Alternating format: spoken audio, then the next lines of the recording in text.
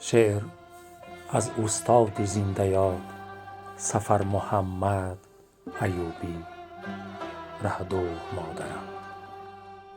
دور مادرم، رنجور مادرم، دیر آمدم به کلبت ای خاک بر سرم.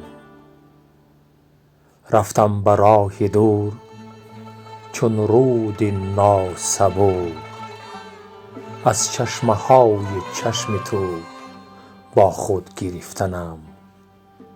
ره دور مادرم، رنجور مادرم، دیر آمدم به کلبت ای خاک بر سرم. باری دیگر بخیز، باری دیگر بخیز، از خاک رنگ بیز، بر نوبهار عمر من فیض و سخا بریز. ره دور مادرم، رنجور مادرم، دیر آمدم به کلبت ای خاک بر سرم، ای خاک بر سرم.